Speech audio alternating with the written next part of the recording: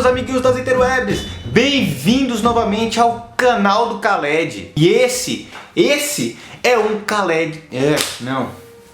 esse é outra coisa, esqueci o que esse é. E esse é o vlog do Khaled Ciência. Nesse vídeo, pessoal, nós vamos falar um pouquinho aí sobre como se deu, né, de onde surgiu a vida, de como a vida chegou aqui nesse planeta Terra, como ele se desenvolveu aqui nesse planeta Terra, né? Depende aí da forma como a gente fala. Falando em vida, a gente aqui já tem uma compreensão de que a vida, ela é a constituição de que todos os seres vivos têm. Sendo aí os seres vivos aqueles seres que são dotados de células. E as células, por sua vez, são as estruturas que detêm uma quantidade de características aí que são definidas pela biologia, que são as que definem vida. A célula passa a ser a unidade básica da vida, né? Então, tudo que tem célula é vida e toda célula é vida, né? E todos os seres vivos, eles detêm essas características que foram definidas aí como as características que definem a célula e, portanto, a vida. Sabendo disso, a gente já começa a pensar aí um pouquinho, então quer dizer que tudo que tem célula é vida? Sim, tudo que tem célula é vida. Desde aquela cachalote gigante que cai do céu até aquele vaso de petúnia que ele é esmagado, né,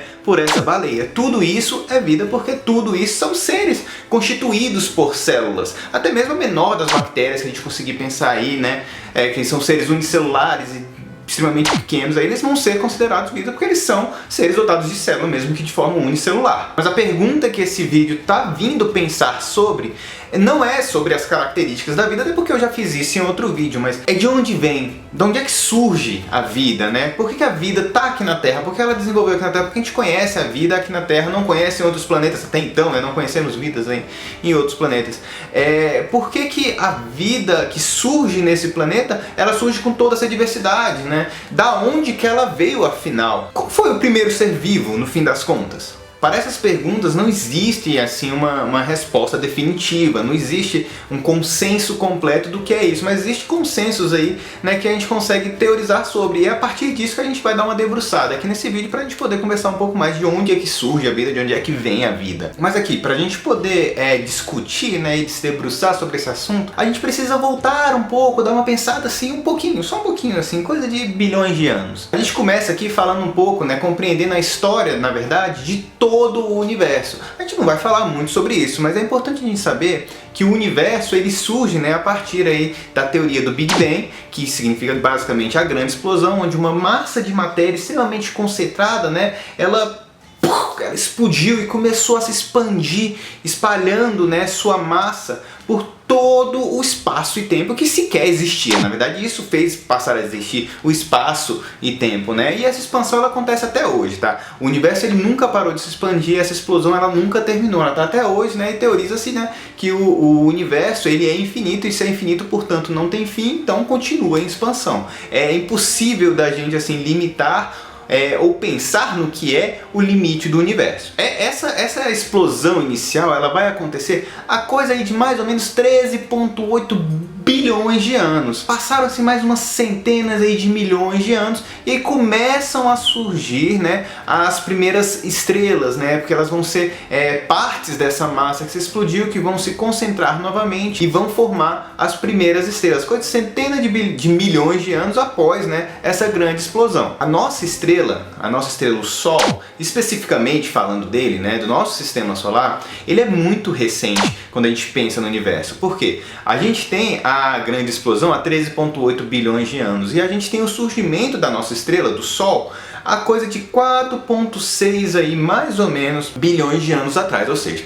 houve um espaço de tempo aí de coisa de 9 bilhões de anos entre o Big Bang e o surgimento da nossa estrela. E o Sol, quando ele surge, né, já as galáxias já estão se formando a partir das estrelas, e o nosso Sol aqui, a gente faz parte da Via Láctea, a gente é um sistema solar dentro da Via Láctea. Quando ele surge, imediatamente, né, a massa, né, que está aí no campo gravitacional dessa estrela do nosso Sol começa a se aglomerar, e essa aglomeração forma os planetas do nosso sistema solar, e isso consequentemente surge o planeta Terra também nesse mesmo momento. Então, quando a gente tem o nosso planeta, a formação do nosso sistema solar, quando a nossa estrela ela se tem, né, ela se forma completa como uma estrela aí, e ela já começa a formar os planetas que vão rodear essa estrela. Dentre esses planetas, o planeta Terra. Então a partir disso a gente já consegue aqui teorizar que a idade do planeta Terra é 4,6, 4,5 aí bilhões de anos. Mais ou menos esse é o tempo aí que os cientistas eles estimam que é o tempo de existência do nosso planeta Terra. Só que é uma coisa que a gente precisa pensar aqui, é que a vida ela não surge de forma imediata, né, com a formação do nosso planeta. Até porque o planeta Terra, quando se formou, ele não tinha a menor condição de abrigar qualquer tipo de vida. Não é qualquer tipo de vida conhecida, né? Porque também, né, vai saber se existe algum outro tipo de vida, mas de forma geral, a Terra era extremamente hostil ao surgimento de qualquer tipo de vida. Isso porque a gente tinha uma série de condições que impediam isso. A gente era bombardeado o tempo todo aí por asteroides que vinham aí do espaço, né? De uma forma geral estavam viajando aí pelo espaço, não eram defendidos ali pelo nosso campo gravitacional, tanto o campo gravitacional da Terra quanto o campo gravitacional de outros planetas, do Sol, né? O campo do Sol, o campo gravitacional de Júpiter, que ele é extremamente importante.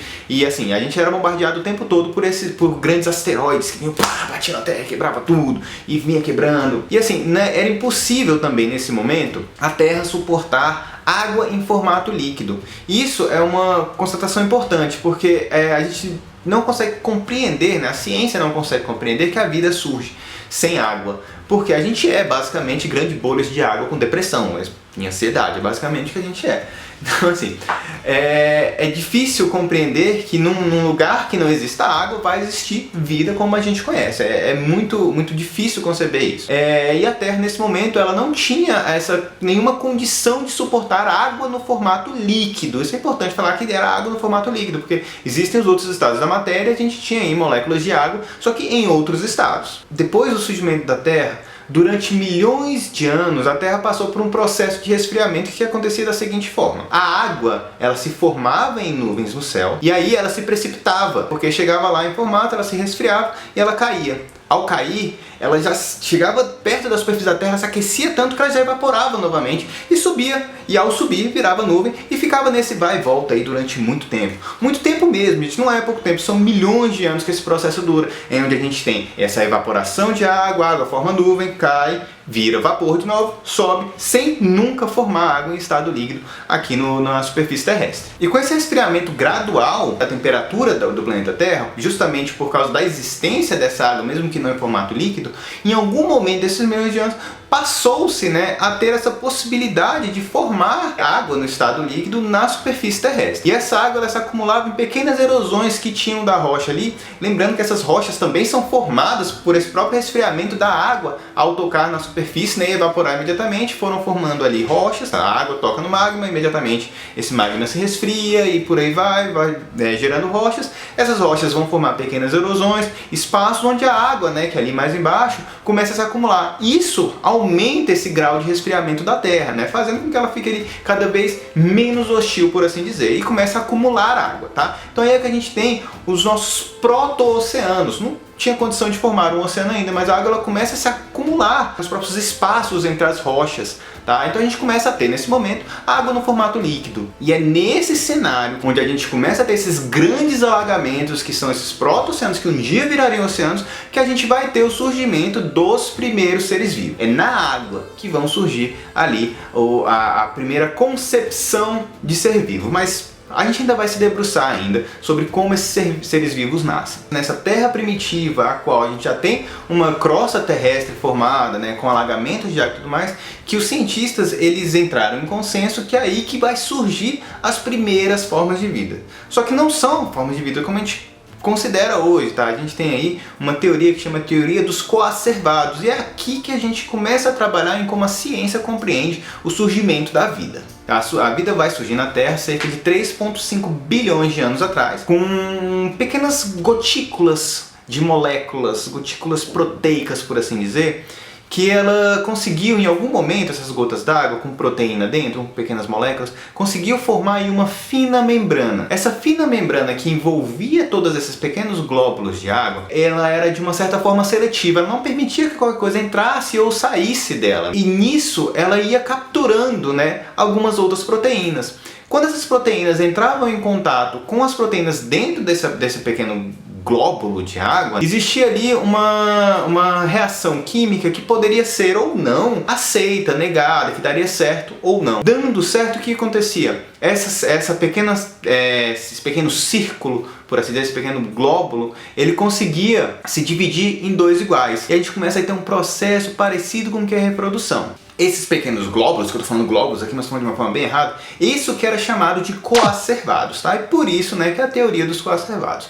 Conforme esses coacervados, eles cresciam e se multiplicavam, eles conseguiram, dentro deles, em algum momento, formar uma proteína específica, uma proteína que era capaz de se metabolizar, né, de forma independente dentro de si, né, e se reproduzir. E aí que a gente tem o surgimento do que seria uma primeira célula, uma protocélula. E se há uma célula, portanto, a vida. Então é assim que se compreende que surge a vida, a partir da teoria dos coacervados. Então, pessoal, em resumo, os coacervados eles são basicamente acúmulos de moléculas que puderam desenvolver uma membrana seletiva que impediu que entrava e saía de dentro desses pequenos glóbulos chamados coacervados. E conforme esses coacervados cresciam e se desenvolviam, eles puderam aí formar estruturas proteicas dentro deles que tiveram aí a capacidade de criar seu próprio metabolismo e se dividir. Então, basicamente, isso é um coacervado.